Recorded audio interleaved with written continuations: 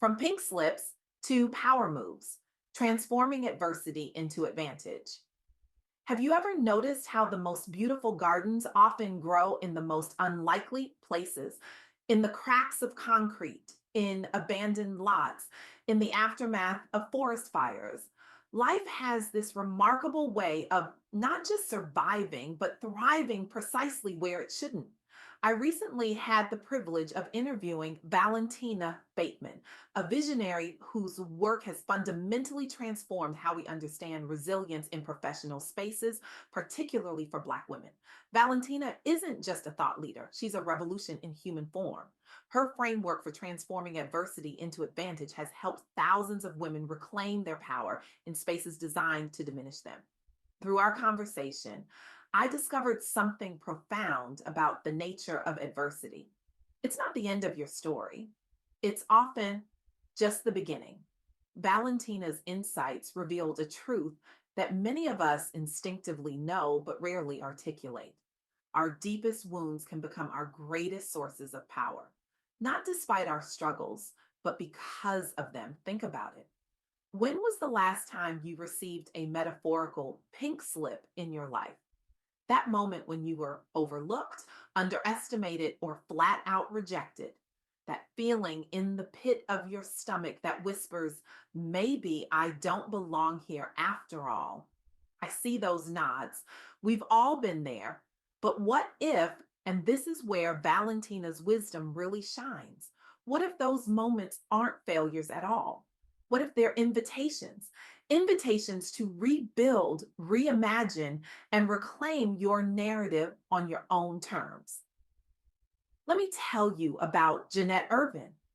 Her story exemplifies everything Valentina has been teaching about transformation. As a Black professional navigating corporate America, Jeanette faced what so many do: isolation in space that systematically silenced her experiences, the kind of isolation that makes you question whether you should speak up at all. Jeanette described it to me once as death by a thousand paper cuts. Those daily microaggressions that individually might seem minor, but collectively create a wound that never quite heals. The colleague who constantly interrupts her in meetings. The ideas attributed to others when she first suggested them weeks ago. The constant pressure to be twice as good for half the recognition. But here's where her story takes a turn that changed everything. After receiving one too many pink slips, literal termination notices that came not because of her performance, but because of organizational politics. Jeanette didn't just survive, she completely reinvented herself. She broke her silence and began sharing her story openly on platforms like Pink Parachute Diaries. Those wounds, they became wisdom, that pain, it became purpose. The moment I stopped hiding my struggles was the moment I truly began to lead, she shared with me over coffee last month. Authenticity wasn't just therapeutic, it was strategic. The results were remarkable. Her vulnerability created community. Her honesty redefined success, shifting it from external validation to internal authenticity. She went on to create workshops helping other Black women professionals own their narratives without shame. One woman's courage to tell the truth about her journey sparked a movement of authenticity that has touched countless lives. And it all began with what looked like failure. This is the first lesson from Valentina Bateman's framework. Your struggle is not your ending, it's your beginning. Every season of pain or loss can be the soil where new purpose and strength take root. But let's be honest, this isn't easy work. Transforming adversity requires more than just positive thinking.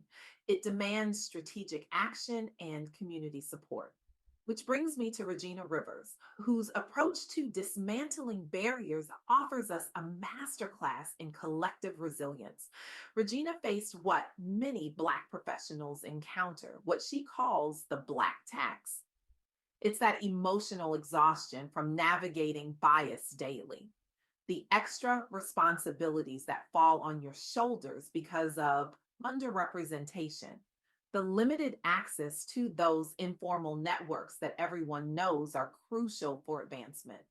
Regina described it to me as carrying water in a sieve, constantly expending energy just to stay in place while watching others effortlessly move ahead. But Regina didn't just identify the problem. She built the solution. She created intentional support networks among Black colleagues. She advocated for targeted programs addressing these systemic barriers. She used platforms like Pink Parachute Diaries as rallying points for change. Early in her career, Regina felt invisible in boardrooms until she found solidarity among peers facing similar struggles. That connection became the foundation for broader advocacy work, including mentorship programs specifically designed for underrepresented talent within major organizations. What Regina's journey teaches us and what Valentina Bateman emphasizes is that rising above adversity isn't a solo sport, it's a team effort. This is the second key insight. Community is essential for transformation. Building strong networks with other Black professionals isn't just helpful, it's transformative. These connections provide support, open doors, and amplify collective power. I can almost hear some of you thinking, but what if being authentic feels too risky? What if showing up as my full self puts my career in jeopardy? It's a valid concern. And it leads us to our third story, Markeisha Williams. Markeisha faced immense pressure to conform in order to be accepted professionally. There was this persistent fear that honesty about her experiences as a Black woman would make others uncomfortable or label her as difficult. She described it as wearing a mask so tight it left marks. That exhausting practice of code switching, of monitoring every word, every gesture, every emotion to appear professional in spaces that weren't designed with her in mind. But Markeisha made a radical choice. She decided that authenticity would be both her shield and her sword in navigating entrepreneurship as a Black woman leader. She began speaking openly about the challenges she faced. She stopped code switching in professional settings. She brought her whole self to every room she entered, not as a statement, but as a necessity for her own well being and effectiveness. The result? Her authenticity didn't diminish her influence, it magnified it. Clients were drawn to her genuine approach. Other Black women found in her the permission they needed to be themselves. Her business thrived not despite her authenticity, but because of it. As Valentina Bateman points out, this is the third crucial insight.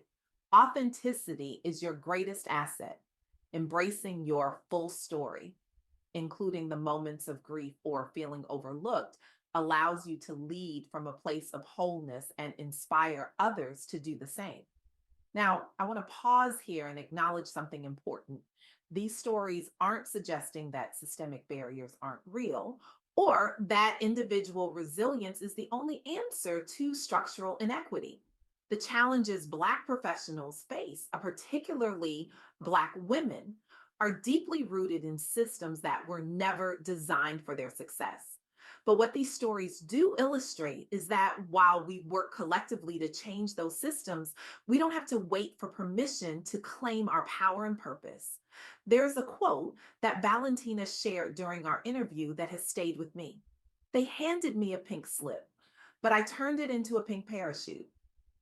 That imagery is powerful, taking what was meant to diminish you and transforming it into a tool for a graceful landing and a new beginning. This transformation happens at the intersection of personal resilience and community support.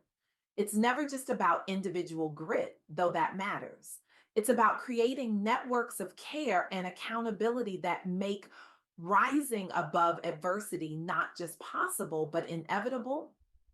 I'm reminded of something Jeanette Irvin said about her journey.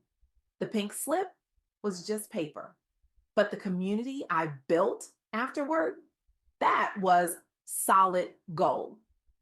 This is the heart of what Valentina Bateman's work reveals, that our greatest setbacks can become our most powerful setups, but rarely in isolation. The alchemy that turns rejection into redirection almost always happens in community. So, where does this leave us? With three powerful truths that can transform how we navigate adversity. First, your struggle is not your ending, it's your beginning. Those moments when you feel most broken are precisely when new purpose can take root. Second, community is essential. None of the women in these stories transformed their circumstances alone. They built networks, found mentors, created spaces where others could thrive. And third, authenticity is your superpower. When you embrace your full story, including the parts that society tells you to hide, you access a wellspring of creativity, connection, and influence that conformity could never provide. I want to leave you with a final thought from Valentina Bateman that encapsulates everything we've explored today. The world doesn't need more perfect people.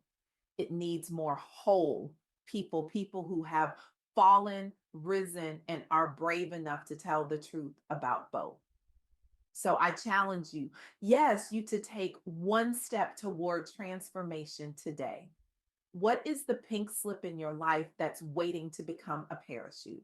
What story are you hiding that might become someone else's lifeline if you had the courage to share it? Who are the people around you that could form your community of support as you rise? Don't wait for permission. Don't wait until you feel ready. The world needs your whole, authentic self now. Your wounds, when transformed, become wisdom that others desperately need. Your struggles, when embraced with community, become strength that can change systems. Your setbacks, when approached with intention, become the very foundation of your greatest contribution to this world. Like those gardens that emerge from concrete cracks and forest ashes, your greatest flowering may come precisely where you least expect it, not despite your challenges, but because of them. The question isn't whether adversity will find you, it will. The question is what you'll create from it when it does. And that, my friends, is entirely up to you. Thank you.